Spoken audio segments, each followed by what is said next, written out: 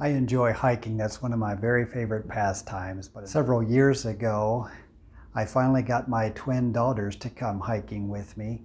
And where we went was on a trail called Big Schloss, which is up in the Shenandoah Mountains in Virginia.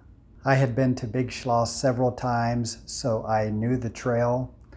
I knew the steep parts of the trail. I knew where the corners were. I knew the path to get to the top, where there was a beautiful, majestic view of the Shenandoah Valley. At one point of this hike, I remember I was pretty far ahead of the girls, and I had just come up a steep part of the trail, and I stopped to wait at the top. And while I was waiting, I got a drink of water, and it gave me an opportunity to rest a little bit.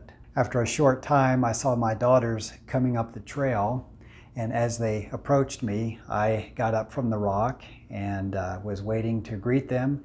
And my plan was to continue on hiking at that point. Well, as I turned to walk up towards the trail, as soon as they got to me, they came up to me and they said, Dad, where are you going?" I said, "Well, I'm going up to the trail. You've got to see this beautiful view from the top." And they said, "Well, we've got to rest here for a minute. We just came up a steep trail. We've got to rest." And as I thought about that experience, it dawned on me that indeed I had taken the time to rest. I kind of relaxed, took a drink of water, refreshed myself, but I didn't give them the time to do that.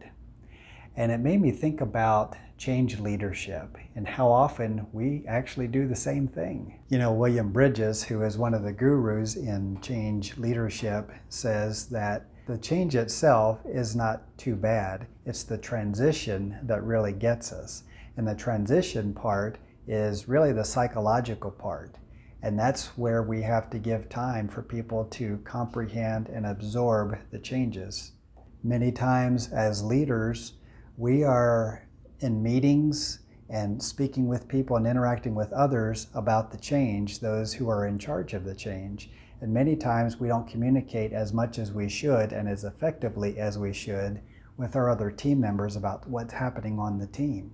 And sometimes we just continue to forge forward, continuing down the trail, when we need to just take some time. So just like me hiking up that trail, I'd been on that trail many times. I knew every turn of the trail, and I especially knew what was going to happen at the end, that the scenery would unfold into this beautiful view of the Shenandoah Valley. There's an important difference. I had been on that trail many times. I knew what was coming. I knew what was ahead.